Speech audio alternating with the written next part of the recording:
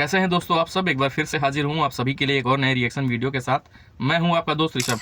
तो दोस्तों आज का वीडियो है पाकिस्तानी मुल्हिद का और टाइटल है दोस्तों इजराइल गाजा जंग में सीज फायर हो गया। तो जी हाँ दोस्तों, सीज फायर तो हुआ है और इस सीज फायर को लेकर जितने मुसलमान हैं, फ़िलिस्तीन के लोग हैं, वो सोच रहे हैं कि हम जीत गए, हम ये जंग जीत गए, विक्ट्री हो गई है। तो अब आप सोचिए कि जहाँ लाखों लोग मर गए हों, लाखों लोगों की जान चली गई हो, कितने बेगुनाहों की जान चली गई है, उसके बावजूद ये लोग उन्हें विक्ट्री कहते हैं। मुसलमान वहाँ के खुश हो रहे हैं कि हमने विक्ट्री पाली है। गाज़ा आज पूरी तरीके से जमी दोष हो गया है और ये अपनी आज की स्थिति में आने में न जाने कितने हज़ारों सैकड़ों साल लग जाएंगे, क्योंकि डेवलपमेंट जो होती है वो कई सालों बाद होती है। जमी दोष होने में सिर्फ कुछ पल ही लगते हैं। तो चलिए दोस्तों देखते हैं कि हारिस भाई ने और क्या जानकारी दी है।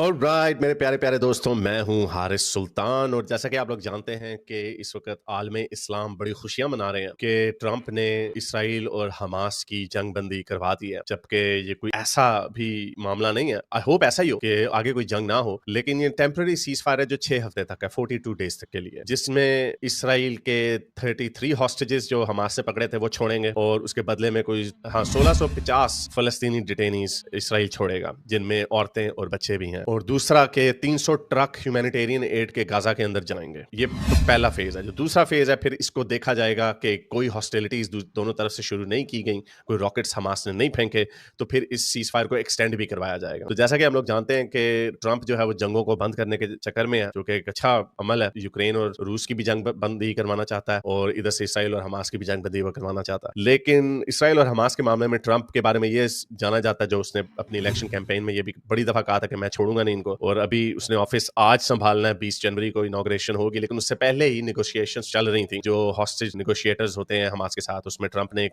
स्टेटमेंट भी दी थी कि अगर इन्होंने जंगबंदी मेरे ऑफिस में आने तक ना की तो मिडल ईस्ट में हमने धज्जियां उड़ा देनी है, जहन्नुम बना दूंगा। तो यही बात बाइडन भी कर सकता था, लेकिन बाइडन इस तरह धड़ल्ले से वो बातें उस तरह के खुल के नहीं करता जो ट्रंप ने की। तो एक बड़ी अजीब सी बात है कि अभी ये टेम्पररी सीज फायर है और ऐसे खुशियां मना रहे हैं जैसे पता नहीं जंग जीत गए, बल्कि जंग जीतने का उन्होंने ऐलान भी कर दिया। लेकिन कितने अफसोस की बात है, एक तो 40-45 हजार लोग मरे हैं, बीच में से 20,000 हमास के थे, लेकिन बाकी के 18-20 हजार औरतें और बच्चे आम लोग भी मरे हैं, जानी नुकसान हुआ है। लेकिन ये कैसे लोग हैं कि इस पे भी ये खुशियां मना रहे हैं? वो इसलिए क्योंकि जब हिटलर ने 6 मिलियन यहूदियों को मारा था, उनकी 50% ग्लोबल पॉपुलेशन को खत्म कर दिया था, तो हम देखते हैं कि वो इवन के हिटलर हार गया जंग, एलाइज जंग जीत गए, इत्तेहादी जंग जीत गए, लेकिन उन्होंने ये नहीं कहा कि हम जंग जीत गए। क्योंकि जाहिर बात है जब आपकी 50% पॉपुलेशन खत्म हो जाती है तो 1% भी नहीं बनती। 20 लाख में से अगर 20,000 मरे तो ये मैं खाली 1% बनती है आबादी, जो कि अगेन बहुत बड़ा नुकसान है, लेकिन जेनोसाइड नहीं है। और उसकी सबसे बड़ी वजह क्या है? वो हमास है। यही चीज शुरू से इसराइल कह रहा था 8 अक्टूबर से कि हमास अपने आप को डिसआर्म कर दे और सारे हॉस्टेजेस वापस कर दो, लेकिन उन्होंने ऐसा नहीं किया। तो अब ऐसा क्यों किया? अब इसलिए क्योंकि उन्हें ट्रंप की इस बात पे, धमकी पे यकीन था कि वाकई अगर हमने अब कुछ ना किया तो इन्होंने वाकई मलियामेट कर देना। वैसे वो करता या ना करता ये देखने की बात है, लेकिन ट्रंप की जो धमकी होती है उसके अंदर बड़ा वजन होता है। तो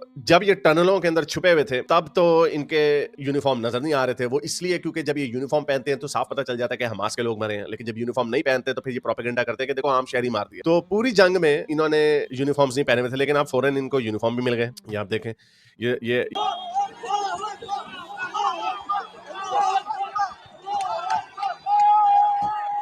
बहादुर भी बन गए हैं। और दूसरी तरफ जो मैं एक बात क्लियर कर दूं कि जो इसराइल की जो हुकूमत है, जो उनकी फार राइट के जो एलिमेंट्स हैं उनकी हुकूमत के अंदर, वो बिल्कुल ही नहीं चाहते कि ये जंग बंद हो। क्योंकि एक तो नेतन्याहू का जो पॉलिटिकल फ्यूचर है वो इसी के ऊपर रहता है कि वो लोगों के पास वापस जाए और कहे देखो मैंने हमास को खत्म कर दिया, हिजबुल्लाह को खत्म कर दिया, बशर अल असद की छुट्टी करा, जिसकी वजह से उसका ग्राफ बहुत ऊपर जा रहा था, जो जंग से पहले 7 अक्टूबर से पहले बिल्कुल खत्म होने वाला था। तो वो नहीं चाहता कि ये आगे बढ़े, ये जंग बंदी तब तक आए जब तक हमास टोटल सरेंडर ना कर दे या बिल्कुल खत्म ना हो जाए। तो ऐसा करना बड़ा मुश्किल है, इसलिए वो ये चाहते हैं कि हमास को शरारत करे या कोई उनको ऐसा बहाना मिले कि वो ट्रंप के पास वापस जाए और कहे देखो यार हमने तो सीज फायर किया था, ये मानते ही नहीं है, कुत्ते की दुम टेढ़ी की टेढ़ी ही रहेगी। ये उनकी कोशिश यही होगी। लेकिन अफसोस की बात यह है कि ये लोग इतने बेवकूफ हैं कि इन्होंने वाकई कुछ शरारत कर देनी है। वो मैं क्यों कह रहा हूं आपको? क्योंकि जैसे ही ये जंग बंदी अमल में आई तो इन्होंने फौरन ही ऐलान करना शुरू कर दिया कि 7 अक्टूबर हम दोबारा करेंगे। एक ये औरत की वीडियो वायरल हुई, मैं अगर आपको वीडियो दिखा दूं, ये वीडियो देखिए। इस तरह के बयानात से इनको क्या मिलता है? इसलिए कहता हूं कि ये एक दिमागी कंडीशन है है जहाद, शहादतें, हम और बच्चे पैदा करेंगे ताकि और 7 अक्टूबर करें, ये चीजें जाती नहीं है इनकी। अब जरा देखिए कि ये औरत क्या कह रही है कि हमारे बच्चे फिर से ये काम करेंगे जो 7 अक्टूबर को हमने किया था। तारीख अपने आप को दोबारा दोहराएगी, लेकिन मैं आपको एग्जैक्ट डेट तो नहीं बता सकती, लेकिन 7 अक्टूबर दोबारा होगा। من أما حروب قلب كل سنة يا نتنياهو فيه ك7 أكتوبر وهذا بإذن الله وعد من عند الله ومنصري وبإذن الله منصري। मेरा आपसे वादा है कि हम दोबारा 7 अक्टूबर करेंगे। जब आपको खुदकुशी की इतनी ख्वाहिश हो तो क्या किया जा सकता है? एक आप मारी जाएंगे। अगेन फलस्तीन की एक रियासत बननी चाहिए, 2 स्टेट सोल्यूशन के ऊपर मैं बिलीव करता हूं, लेकिन जब आपकी स्टार्टिंग पोजीशन ये होगी कि from the river to the sea Palestine will be free, यानी इसराइल को खत्म मलियामेट कर दो और ये एक रियासत बना दो। वैसे कितनी मजे की बात है, इंडिया में इनको 2 रियासतें चाहिए थी, इधर इनको 1 रियासत चाहिए। अगर आपको मेरी ये वीडियो अच्छी लगी तो मेरे चैनल के तो दोस्तों ये रही वीडियो, और आप लोगों ने देखा कि भाई हरीश भाई ने कितनी बेहतरीन जानकारी दी है इस वीडियो में। तो अब बात करें हमास की, तो दोस्तों हमास का क्या है कि भाई उसको तो खुशी होती है, उसको तो फ़ायदा होता है कि भाई जितने लोग मरेंगे उसको उतना ही फ़ायदा। हर पर्सन, हर एक व्यक्ति के ऊपर उसको फंडिंग की जाती है, बाकायदा डॉलर्स मिलते हैं। अच्छा दोस्तों, आप लोगों ने ये चीज़ नोटिस की है कि जब जब गाजा और फ़िलिस्तीन जैसे देशों को, खासतौर पर अगर बात करें फ़िलिस्तीन की, वहाँ के लोगों को जो दिखाया गया है, तो कभी आप लोगों ने ये चीज़ नोटिस की है कि वो लोगों ने एकदम फटे पुराने कपड़े पहने हो, खाने को उनके पास दाना ना हो? ऐसा नहीं है ना। गाज़ा में आपको दिखेगा, क्योंकि गाज़ा में हालात अच्छे नहीं हैं, वहाँ मौतें हो रही हैं।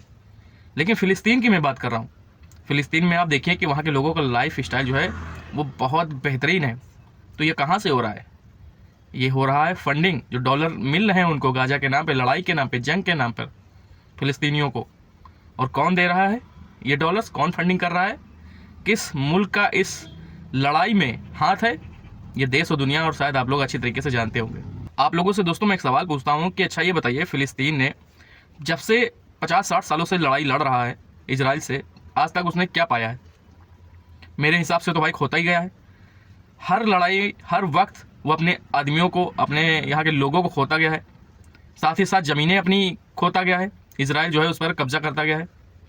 तो आपने क्या पाया है? कुछ भी नहीं। सोचो इस बात को भाई, कि लड़ाई करने से कोई फ़र्क नहीं पड़ता है, आपका नुकसान हो रहा है, आप लोग खोते ही रहे हो और आगे भी खोते रहोगे, क्योंकि आपकी बूते की बात नहीं है, ये दिमाग में बैठा लीजिए। तो दोस्तों मिलते हैं ऐसे किसी एक और नए रिएक्शन वीडियो में, तब तक के लिए आप सभी अपना बहुत ख्याल रखिए। नमस्कार।